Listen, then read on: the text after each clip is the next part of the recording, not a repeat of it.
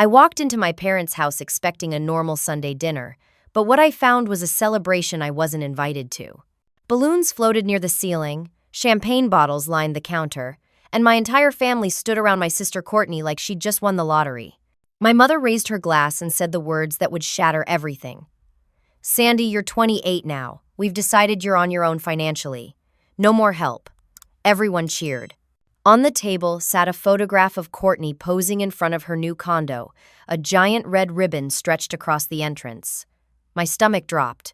Nobody even looked at me. I stood frozen at the dining room table, while my family continued their celebration like I wasn't even there. The sound of glasses clinking filled the air, each toast another knife in my back.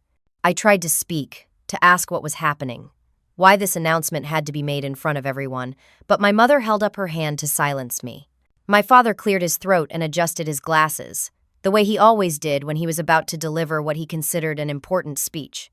"Courtney has always been responsible with money. She's proven she deserves our support." He gestured toward my sister with his champagne flute, and she smiled that perfect smile she'd practiced since high school. My mother chimed in, her voice carrying that disappointed tone I knew so well. "You've made poor choices, Sandy. That art degree, those freelance jobs that never seem to go anywhere. We can't keep bailing you out forever." The words hit me like a physical blow. "Bailing me out?" I stared at her in disbelief. "You helped me with 3 months of rent 2 years ago. That's it. That's the only financial help I've ever asked for." But nobody was listening. Courtney had already pulled out her phone, swiping through photos of her new condo. She held the screen out for our aunts and uncles to see, talking about marble countertops and walk-in closets and a balcony that overlooked the city.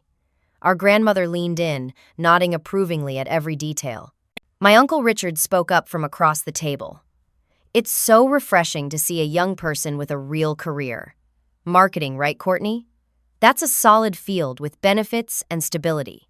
I felt my face burn. I'd been building my graphic design business for 3 years, slowly growing my client base, creating work I was proud of. But in this room, none of that mattered. I was just the daughter who disappointed them.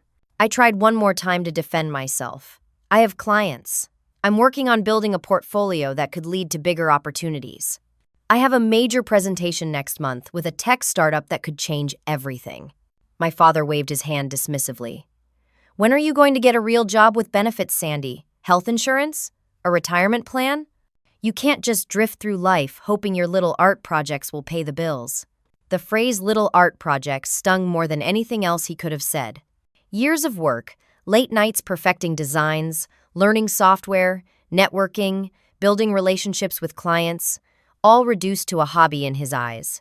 My mother delivered the final blow. "We're not getting any younger. We need to invest in the child who will actually take care of us when we're old. Courtney has shown she can handle responsibility." The message was clear. I was the bad investment, the lost cause, the daughter they'd written off. I excused myself, mumbling something about needing to use the bathroom. My legs felt shaky as I walked down the hallway, but I took a wrong turn in my emotional fog and ended up outside my father's home office instead. The door was slightly open, and I could see papers spread across his desk. He'd clearly been reviewing finances before dinner. I knew I shouldn't look, but something inside me needed to understand. I glanced back toward the dining room, heard the laughter and conversation continuing without me, and stepped into the office. The documents were right there on top. Bank statements, transfer records, receipts. I scanned them quickly, my heart pounding as I listened for footsteps. What I found made my blood run cold. My parents hadn't just helped Courtney with a down payment on her condo. They'd been paying her car payments for 5 years. Her insurance, her credit card bills, even her gym membership. I saw transfer after transfer, thousands of dollars flowing into her account every single month. I grabbed my phone and quickly photographed one of the summary sheets before I heard footsteps approaching. The total amount given to Courtney over the past 5 years. Over $200,000. My help? That one-time rent assistance they kept throwing in my face totaled exactly $3,600. But there was more. Another document showed they'd signed on Courtney's condo and were paying half her mortgage. The condo she was posing in front of with that red ribbon wasn't her achievement at all. It was theirs. I heard my father's voice getting closer, talking to my uncle. I slipped out of the office and headed back toward the dining room, my mind reeling. This wasn't about me being irresponsible. This wasn't about Courtney being more deserving. This was about favoritism that had been happening for years, hidden behind concerned lectures about my choices. When I returned to the table, they were doing another toast, this time to Courtney's bright future. I watched my sister bask in the attention, accepting congratulations from relatives who had no idea our parents had essentially bought her entire adult life. I stayed for another 10 minutes, not because I wanted to, but because I was processing what I'd discovered. My mother asked if I was feeling all right. I said I wasn't, which was the first honest thing I'd said all evening. I told them I needed to go home, that I thought I was coming down with something. Courtney barely glanced up from showing off her condo photos. My father nodded absently. My mother said something about hoping I felt better.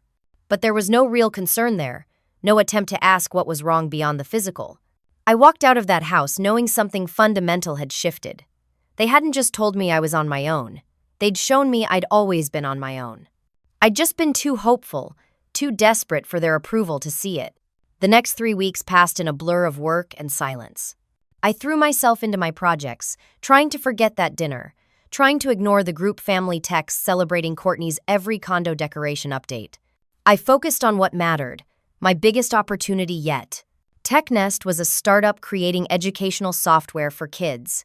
They needed a complete brand identity, from logo design to user interface. I'd landed the initial meeting through a former classmate, and now I had the chance to pitch for the full contract. This was the kind of client that could change everything, the kind that led to referrals and bigger projects and finally, maybe, some financial stability. I worked late into the night for a solid week, perfecting every element of the presentation. Color schemes that would appeal to children but satisfy parents.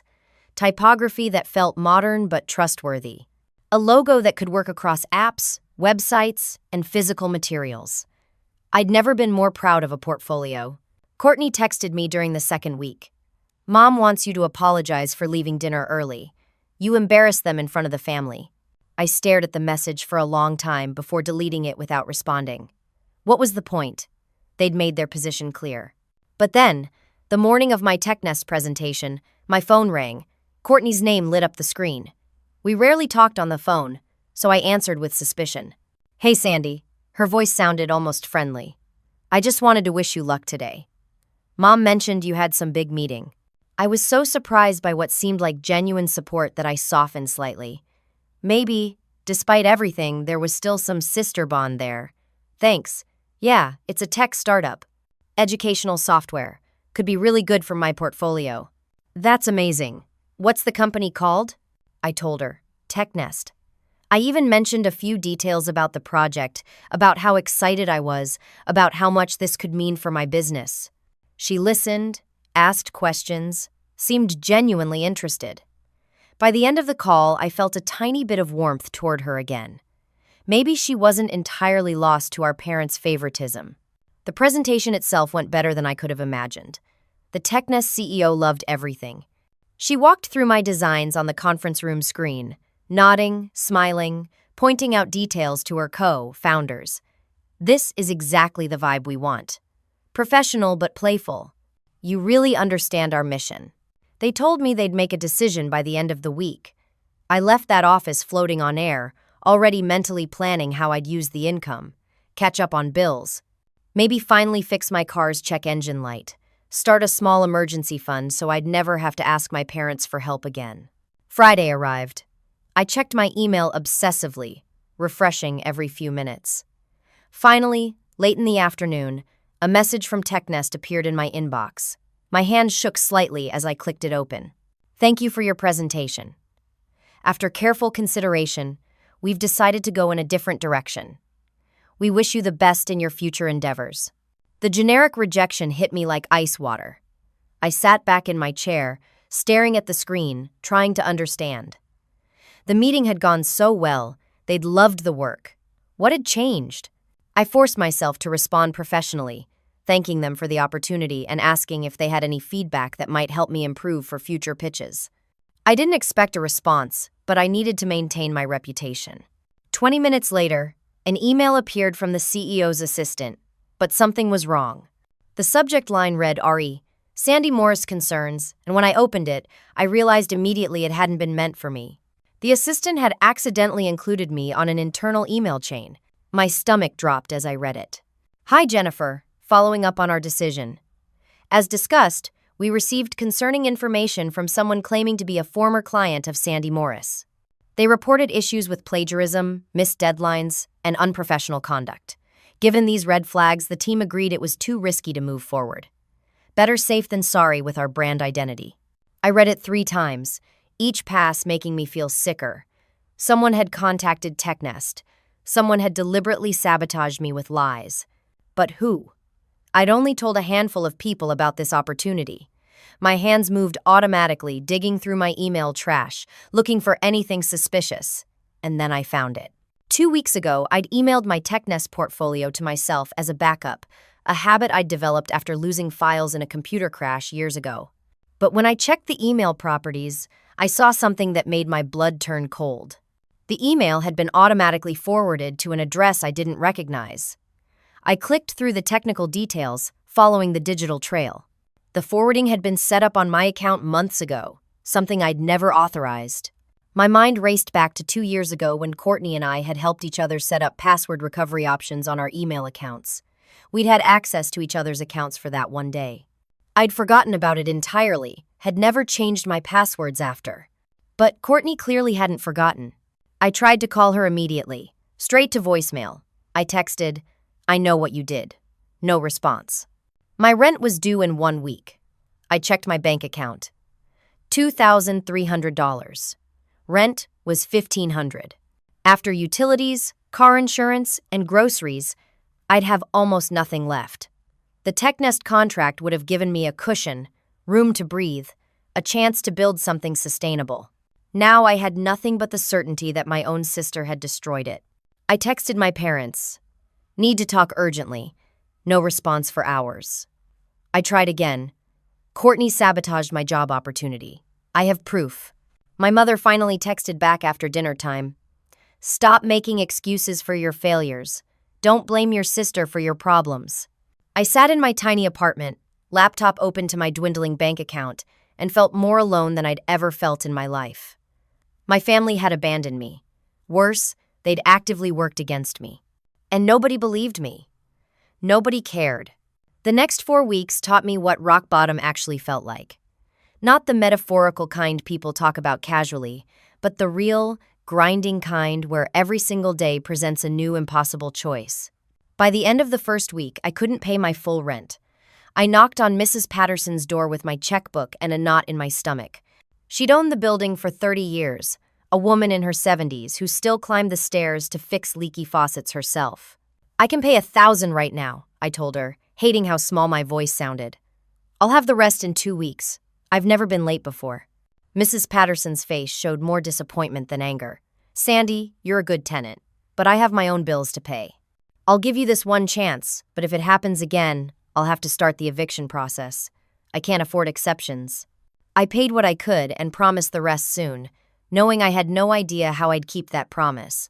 The TechNest sabotage had spread somehow. I found a review on a freelance forum, posted by an anonymous account, warning other businesses about Sandy Morris the plagiarist. My name was being destroyed by someone hiding behind a keyboard, and I had no way to fight it. I responded to the post explaining it was false, but the damage was done. 3 potential clients who'd been considering my services suddenly stopped responding to my emails. I took a job at a coffee shop called The Daily Grind on 5th Street. Minimum wage plus tips. I'd never worked food service before, and my first few shifts were humiliating disasters. Burned espresso. Confused orders. A regular customer who loudly complained that his latte tasted like dish soap. But worse than the work itself was seeing people I knew. An old college classmate came in during my second week. Jessica, who'd been in my marketing classes, who'd always been nice enough but clearly came from money. She looked at me in my brown apron and visor, surprise crossing her face. Sandy, I didn't know you worked here. Just started, I said, forcing a smile while steaming milk. Picking up some extra income. She ordered a complicated drink, paid with a credit card, and left a single dollar in the tip jar. As she walked out, I heard her on the phone. "You'll never believe who I just saw. Remember Sandy from college? Yeah, she's working at a coffee shop now. I guess that art degree didn't work out." The tips were terrible. $5 on a good day. The hourly wage barely covered my groceries. I started skipping meals, telling myself I wasn't that hungry anyway. 2 weeks into the coffee shop job, I came home to find an eviction notice taped to my door. Mrs. Patterson apologized in person later that evening. "I'm sorry, Sandy. I have to follow the legal process. You have 30 days to either pay what you owe or vacate. 30 days to figure out how to come up with $500 plus next month's full rent. It might as well have been $30 million.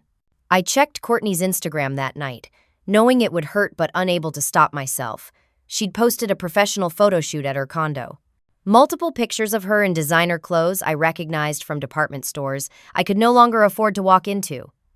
She held a champagne glass in one photo, sunlight streaming through floor, 2, ceiling windows. The caption read, "Living my best life, hard work pays off.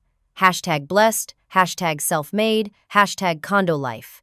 The comments were filled with praise, friends congratulating her. My mother had commented, "So proud of our successful daughter." My father added, "You've earned everything you have." I wanted to scream.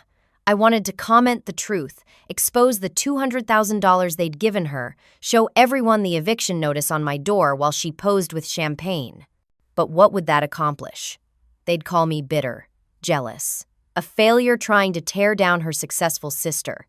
I applied for regular jobs, marketing assistant positions that wanted 5 years of experience for entry, level pay, administrative roles that somehow required bachelor's degrees to answer phones. Every application felt like shouting into a void. I was either overqualified because of my design experience or underqualified because I lacked corporate experience. Depression started creeping in around the edges. I'd wake up exhausted even after 8 hours of sleep. Food lost its taste. My apartment, which I'd once loved for its quirky charm, now felt like a prison I was about to lose anyway. 3 weeks into my 30-day eviction notice, working another closing shift at the coffee shop, I'd hit a wall. My feet ached. My eyes burned from exhaustion. I'd started crying in the storage room during my break, something I'd sworn I wouldn't let this job reduce me to. A woman had been sitting alone at a corner table for hours, her laptop open, barely touching her coffee. She came in most days around 3 in the afternoon and stayed until we closed. I'd noticed her watching me sometimes, but in a thoughtful way, not judging. As I wiped down tables near her, she spoke. "Are you okay?" The kindness in her voice broke something in me. I stopped wiping, met her eyes, and found myself being honest instead of professional. "Not really, but I'll manage." "I'm Helen," she said, closing her laptop. "And I don't think you're managing. You look like someone barely holding on." Maybe it was the exhaustion. Maybe it was knowing I'd be homeless in a week. Maybe it was just that she was the first person in months who'd asked with genuine concern. But I sat down at her table without permission and told her everything. Not the family stuff. I couldn't bear to expose that wound to a stranger. But I told her about being a graphic designer, about the sabotage that destroyed my reputation, about the eviction notice, about working at a coffee shop when I'd spent 4 years in design school and 3 years building a business that was now in ruins. Helen listened without interrupting. When I finished, she asked to see my portfolio. I pulled it up on my phone, showing her the TechNest presentation, other client work, personal projects. My hands shook slightly as I swiped through the images, waiting for polite dismissal or worse, pity. Instead, Helen studied each design carefully. "This is exceptional work. Why aren't you employed?" I told her about the fake reviews, the destroyed reputation, the clients who'd ghosted me. She nodded slowly, processing. "I'm launching a company. Tech consumer products. We're developing smart home devices with interfaces so intuitive anyone can use them. I need a creative director who understands both design and user experience." She paused, watching my reaction. "I need someone exactly like you." I felt my throat tighten. "I can't accept charity. I appreciate it, but I need real work, not pity." Helen's expression hardened. "I don't do charity. I do business. Your work is exactly what my company needs, but I won't pretend this is an easy opportunity, she explained. Her startup was high risk, 6 months to launch. Funding was tight. If the product failed, I'd get nothing. But if it succeeded, I'd get equity, become a partner in a company that could actually matter. The catch: I had to go all in. Quit the coffee shop, work 80-hour weeks. Move into her office space, a converted warehouse with sleeping lofts, because she couldn't pay me enough to cover rent and still fund product development. I need your answer by tomorrow, Helen said. We're behind schedule, and I can't wait longer than that. I walked home in the rain that night, my mind spinning. The eviction notice was in my bag. Helen's business card was in my pocket. I had nothing to lose except the possibility of failing even harder than I already had. What if Helen turned out like my family? What if I trusted someone again and they destroyed me? What if I gave everything to this startup and it crashed, leaving me with literally nothing? But also, what if it worked? I texted Helen at 6 in the morning. I'm in. By noon, I'd given notice at the coffee shop. By evening, I'd packed everything I owned into my car. Mrs. Patterson seemed relieved when I told her I was leaving voluntarily. She even returned my security deposit without being asked, said she felt bad about how things had turned out. The warehouse was in an industrial part of town that was slowly gentrifying. Helen's company, Luma, occupied the entire 3rd floor.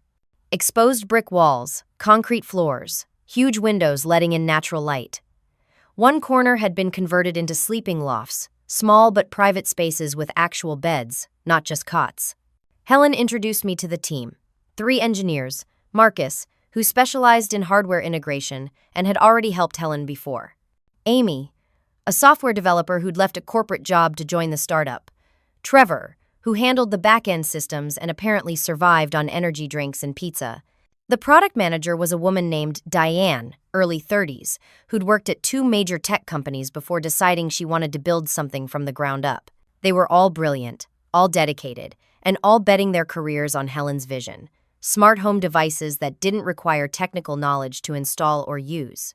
Lights, thermostats, security cameras, all controlled through an interface so elegant and intuitive that your grandmother could set it up without calling her grandkids for help. My job: design everything customers would see and touch. The physical products, the app interface, the packaging, the website, the brand identity.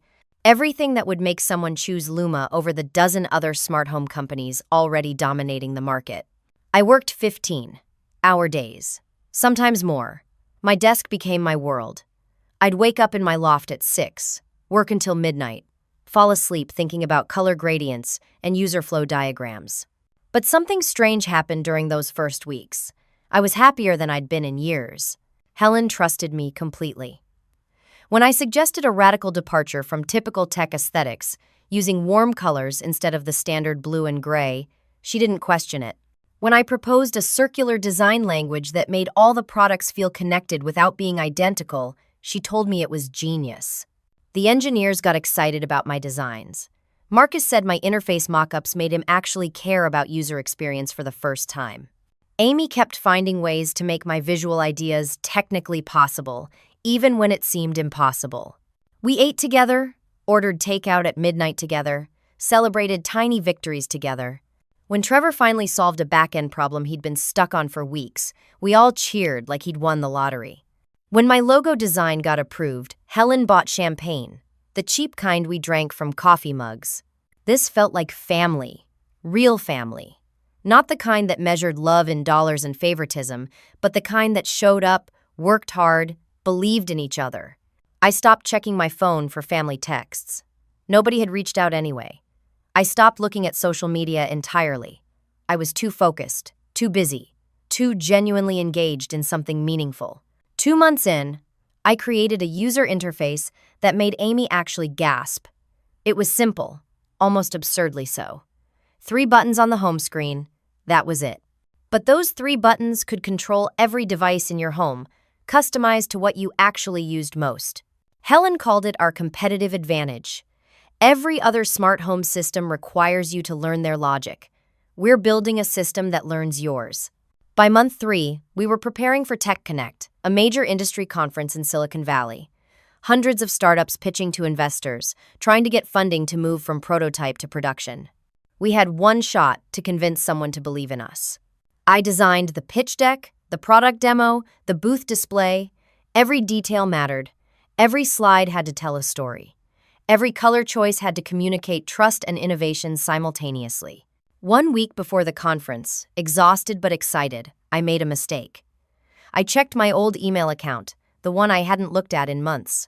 I needed to forward something related, and figured I'd clear out the inbox while I was there. Hundreds of unread messages from my family. I scrolled through them against my better judgment. From my mother, "Sandy, where are you? We need to talk. This silence is childish." From my father, "Your phone is disconnected. Call us immediately." From Courtney, "Mom's worried about you. Stop being so dramatic." I realized my phone had been shut off 2 months ago when I couldn't pay the bill. I'd been using only the warehouse Wi-Fi and a free texting app for work. My family had no idea where I was, what I was doing, whether I was even okay. Part of me felt satisfied by that. Let them wonder. Let them feel a fraction of the abandonment they'd made me feel. But then I kept scrolling and found messages from extended family, aunts and uncles, asking if anyone had heard from me. My grandmother wrote that she was concerned. People were starting to ask questions about my absence from family events. I closed the email app and got back to work. They'd made their choice at that Sunday dinner. I'd made mine by walking out. The day before we were supposed to fly to California, Helen called an emergency meeting. Her face was pale, stressed in a way I'd never seen. "We have a serious problem." She dropped a legal document on the table. Cease and desist letter from Design Tech Incorporated, a Fortune 500 company that manufactured electronics and smart home products. They claimed our interface design infringed on their pending patent. They'd filed the patent 3 months ago, right around when I'd started working on Luma's design. If we fought it, the legal fees would bankrupt us before we even launched. If we complied, we'd have to scrap everything I'd created and start over, missing the conference, losing our window of opportunity. The team sat in stunned silence. Helen's voice shook slightly. "How did they even know about our design? We've been operating under complete confidentiality agreements. Nobody outside this room has seen the interface." My stomach dropped. I thought back over the past 3 months. Had I been careless? Had I left my laptop somewhere? I remembered one afternoon, maybe 2 months ago, taking my computer to a cafe down the street just for a change of scenery. I'd gone to the bathroom, left the laptop on the table for maybe 3 minutes. Had someone photographed my screen? But then, a worse thought occurred to me.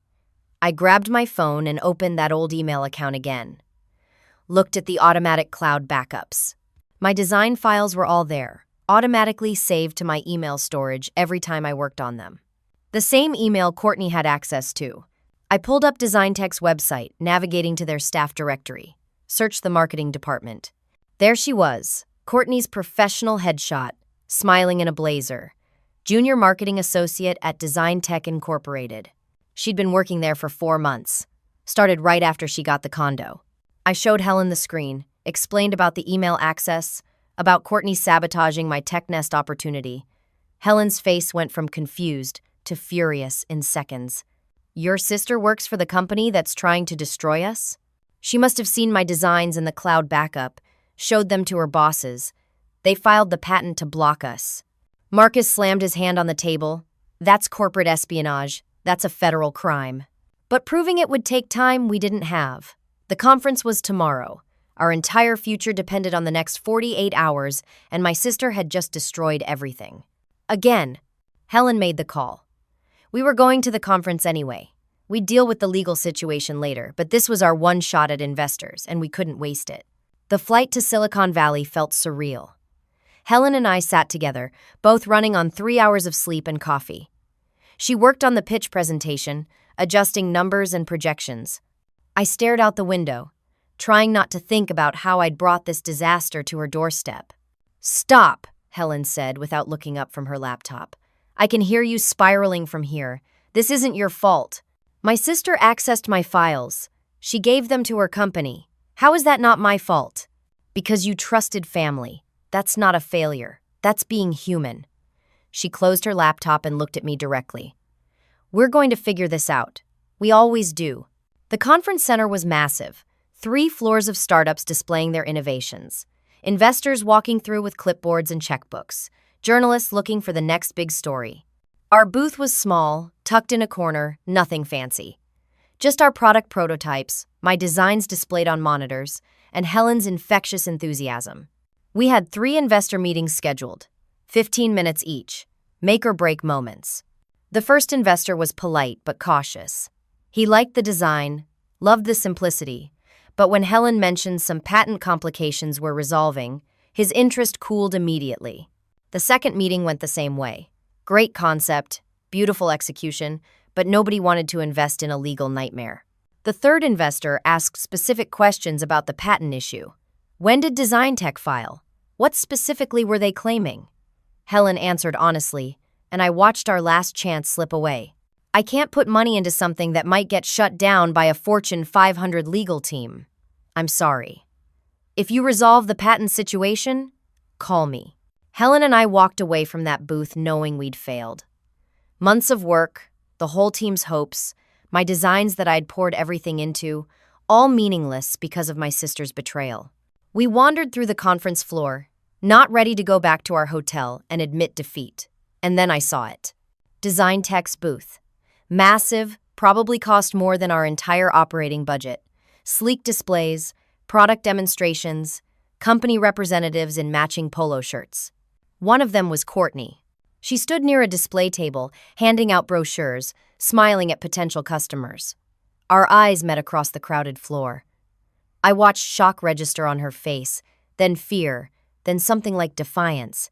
Before Helen could stop me, I was walking toward her. Courtney tried to slip away into the crowd, but I followed, catching up with her outside the main hall. "It was you," I said, not quite shouting, but not quiet either. "You stole my designs and gave them to your company." Courtney crossed her arms, defensive. "You can't prove that. I have timestamps. My designs were created months before your company's patent filing. I have cloud backup records showing exactly when the files were accessed from your location." Her face went pale, but she recovered quickly. "Good luck proving I accessed your email. You have no evidence of that, and nobody's going to believe you anyway." "Why?" The word came out more broken than I'd intended. "Why do you hate me this much?" Courtney laughed, a sharp, bitter sound. "This isn't about hate. It's about reality. Mom and Dad were right about you. You're a failure, Sandy. You always have been. I'm climbing the corporate ladder, making real money, building a real career, while you're playing startup in some warehouse. I did what I needed to do to get ahead. That's how the real world works." She walked away, disappearing back into the conference crowd, leaving me standing there shaking with rage and grief and a helplessness that threatened to crush me.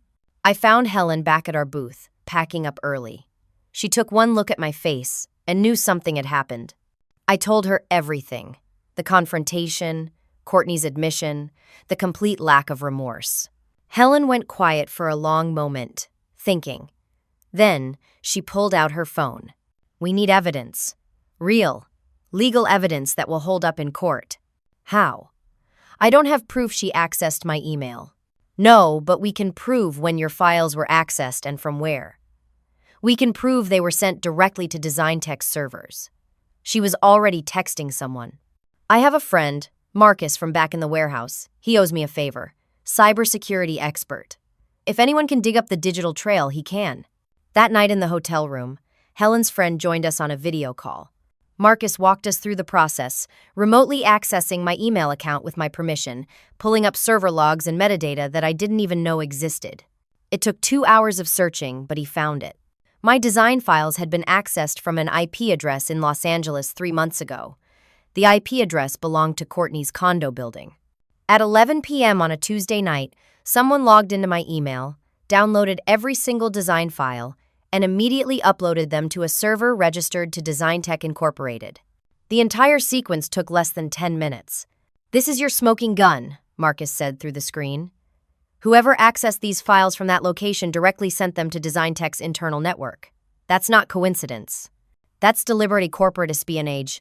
Helen was already calling her lawyer, a patent attorney she'd worked with on setting up Luma's initial intellectual property protections.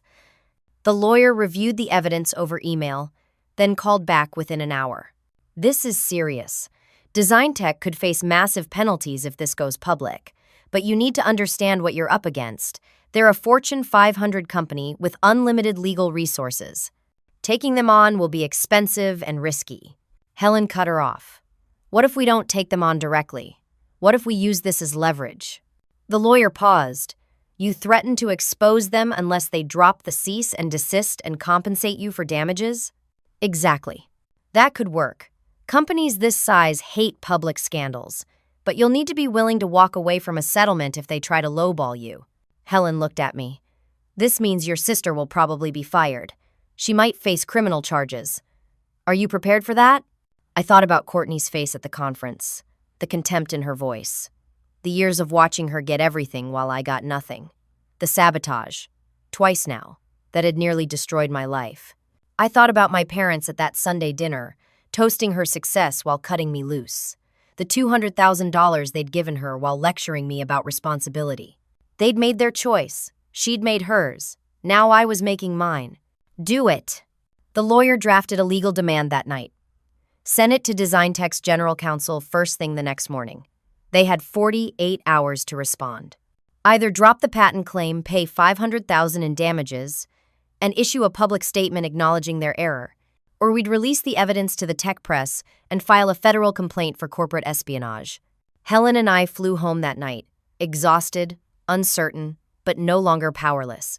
For the first time in months, I'd fought back. Design Tech's legal team responded within 24 hours. Initially, they denied everything. Claimed their patent was legitimate, filed independently, no connection to stolen materials. Our lawyer sent the server logs, the IP address records. The timestamps showing Courtney's access to my email followed immediately by uploads to Design Tech's servers. The evidence was irrefutable. Design Tech went silent for 3 days. Then they cracked. Their first settlement offer: drop the patent claim, pay $100,000, sign a non-disclosure agreement preventing us from ever discussing the situation publicly. Helen's lawyer laughed and countered. $500,000, no NDA, and a public statement from Design Tech acknowledging the patent filing was made in error based on incomplete information. Design Tech's lawyers tried to negotiate down. Our lawyer held firm. Finally, they agreed. $500,000, no gag order, and a carefully worded public statement that would be issued through their investor relations department. The money arrived in Luma's account on a Wednesday morning. Helen gathered the whole team in the warehouse, showed them the bank statement on her laptop, and everyone erupted in cheers. We were funded. We could manufacture the product. We could launch properly. But along with the settlement came other news. Through connections in the tech industry, word spread fast. Design Tech had fired an employee for corporate espionage. My lawyer heard it first, confirmed through back channels. Courtney had been terminated immediately. Their internal investigation revealed she'd acted alone, trying to impress her superiors with insider intelligence on a competitor's product. Instead, she'd exposed the company to a massive liability and public embarrassment. Her name was now flagged throughout the tech and marketing industries. When companies checked references or ran background searches, they'd find reports of her termination for cause. In an industry built on trust and ethics, that was a career death sentence. I felt a grim satisfaction, also an unexpected hollowness. I'd wanted justice and I'd gotten it, but it didn't feel the way I'd imagined. Then my mother called. I'd gotten a new phone number for work, but somehow she'd tracked it down. Probably through old mutual contacts, or maybe she'd hired someone to find me. I stared at her name on the screen for 3 rings before answering. What did you do to your sister? No greeting, no asking how I was, just accusation. She committed corporate espionage. She stole my work and gave it to her company. She's lucky she wasn't criminally prosecuted. How can you be so cruel? She lost her job. Her career is ruined. She's your sister. The words burst out of me before I could stop them. Where were you when she sabotaged my tech nest opportunity? When she destroyed my reputation? When I was about to be evicted and working at a coffee shop just to eat? My mother's voice rose. We did what we thought was best. We were trying to teach you responsibility.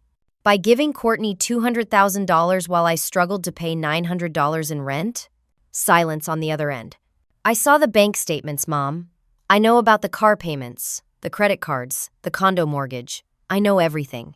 My father's voice came through the phone. He must have been listening on speaker. We raised you better than this, Sandy. Family forgives family. What you did is vindictive and wrong. Something inside me broke clean in half. Years of trying to earn their approval, years of wondering what I'd done wrong, years of believing maybe if I just worked harder or made better choices, they'd finally see me. You're not my family, I said quietly. You stopped being my family when you chose her over me at every single turn. I don't need your approval anymore. I don't need your money. I don't need anything from you. I hung up, blocked both their numbers, blocked Courtney's, blocked the family group chat I'd been ignoring for months anyway. The silence that followed felt like breathing clean air for the first time. Helen found me sitting on the warehouse steps an hour later, staring at nothing. She sat beside me without speaking, just being present. Finally, she said, settlement money came through. We need to talk about something. I looked at her, expecting business discussion. Instead, she seemed nervous. A journalist reached out. From Forbes. Patricia Chen. She's writing a feature on women entrepreneurs who've overcome adversity to build successful companies. That's great for you, I said, genuinely meaning it. You deserve the recognition. Sandy. Helen waited until I met her eyes. She doesn't want to interview me. She wants to interview you. The world seemed to tilt slightly. What? Why? The legal case made waves in tech circles. People heard about it. A young designer who caught a Fortune 500 company stealing her work. Someone forwarded Patricia the basic story, and she wants details. The whole thing. Family betrayal, starting over, building Luma, fighting back. My stomach knotted. I can't. I don't want to be public like that. I just want to work. Helen's voice was gentle but firm. Your story matters, Sandy. Other women need to hear it. Young people trying to make it who feel like failures because their families don't support them. People being sabotaged by the ones who should protect them. You're 29 years old. You fit Forbes' 30, under 30 demographic perfectly. And honestly, this kind of press would be incredible for Luma. I thought about it. Going public meant my family would see it. Everyone would see it. There'd be no taking it back, no maintaining privacy, no pretending everything was fine. But also, maybe that was the point. Maybe other people needed to know they weren't alone in this kind of pain. Okay, I said finally. I'll do the interview. Patricia met me at a coffee shop 3 days later. Not the daily grind where I'd worked. Somewhere neutral, quiet, with good lighting for the photos her photographer would take later.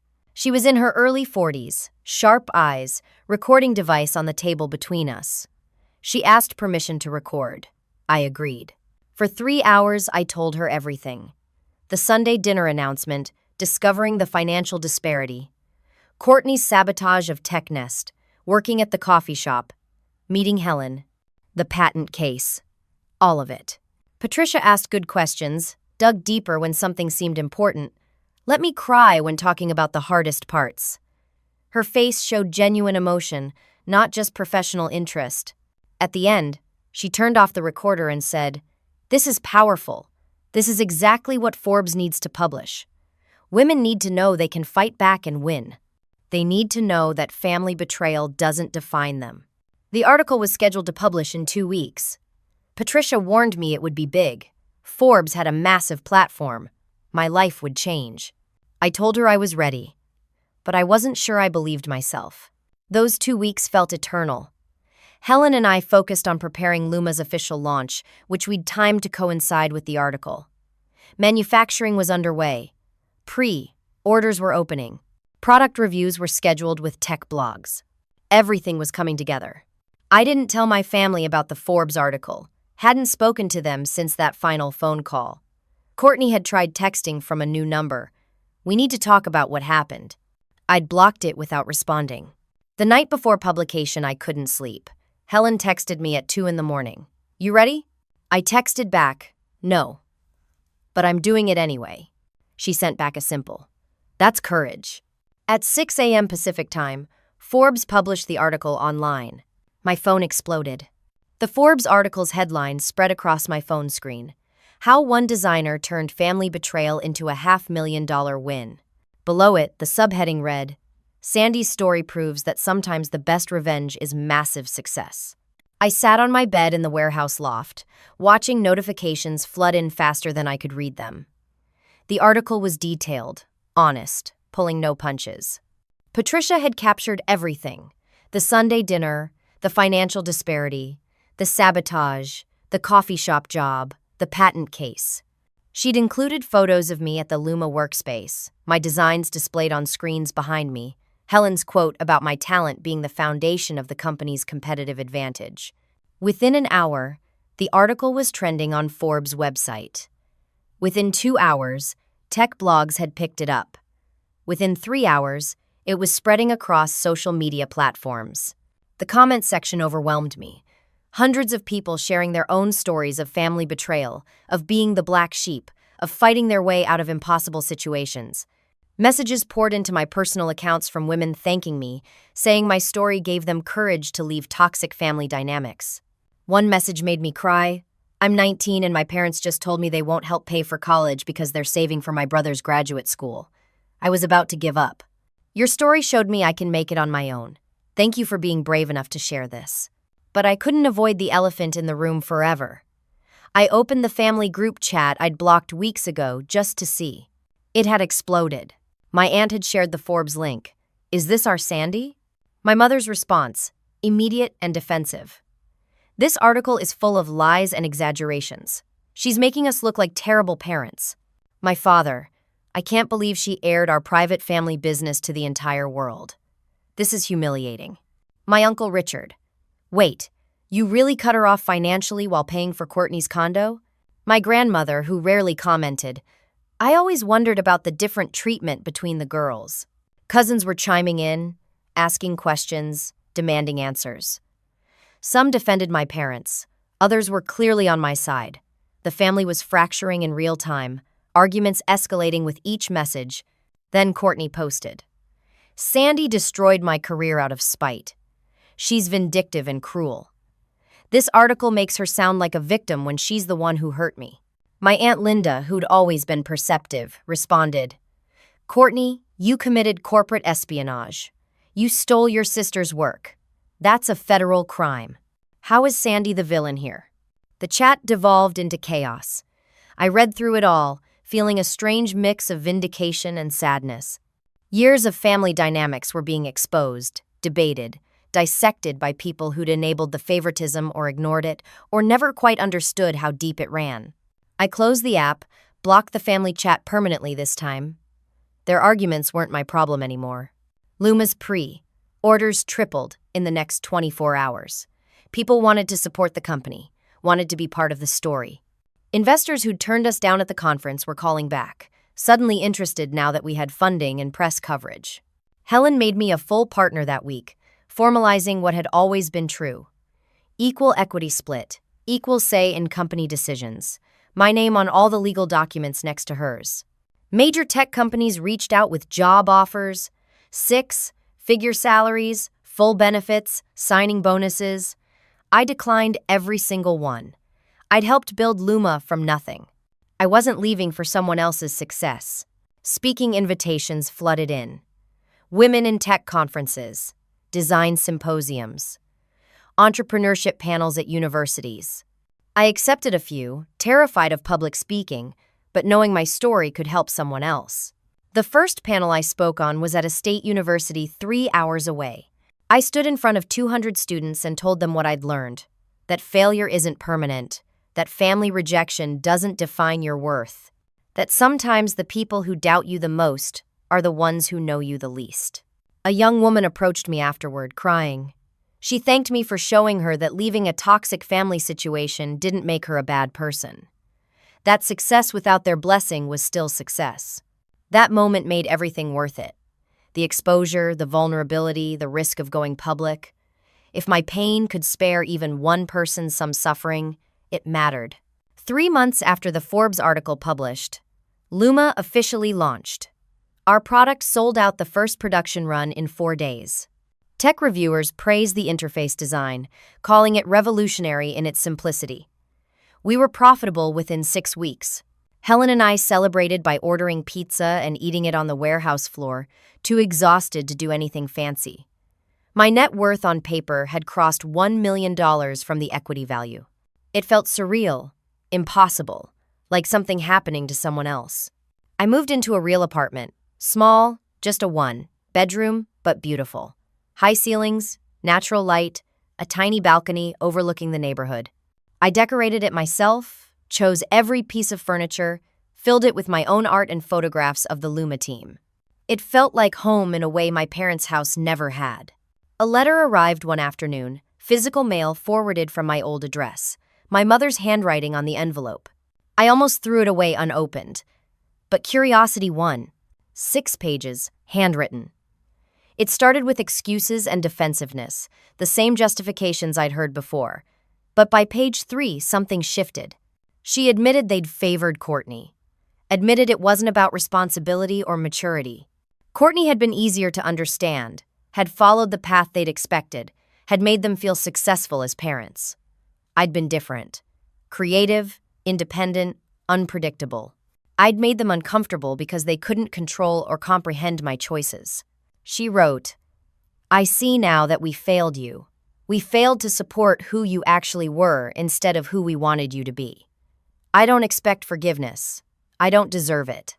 I just wanted you to know that watching you succeed without us, watching you build something incredible through pure determination, has been the hardest lesson of my life. You were never the failure, Sandy. We were." The last line, "I'm proud of you. I should have said it years ago. I'm proud of you."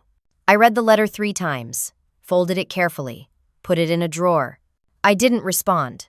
Not out of cruelty, but because I'd moved beyond needing their validation.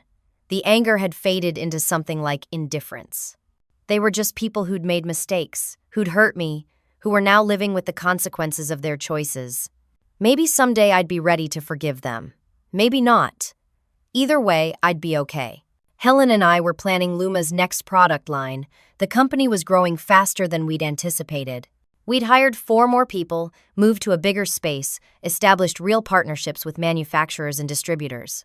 I was working on designs for a whole ecosystem of devices, each one building on the interface principles I'd developed. Simple, intuitive, warm instead of cold and technical. Technology that felt human. One evening, sitting in my apartment with my laptop, coffee cooling beside me, city lights visible through the window, I thought about the journey. That Sunday dinner felt like it had happened to a different person. The girl who'd walked out of her parents' house broken and lost had become someone I barely recognized. I'd learned that being underestimated was an opportunity, not a curse. That family wasn't always blood, that my worth wasn't determined by who chose me, but by who I chose to become. I thought about Courtney, somewhere rebuilding her life after her own mistakes. I didn't wish her harm, but I didn't wish her well either. She'd made her choices. I'd made mine.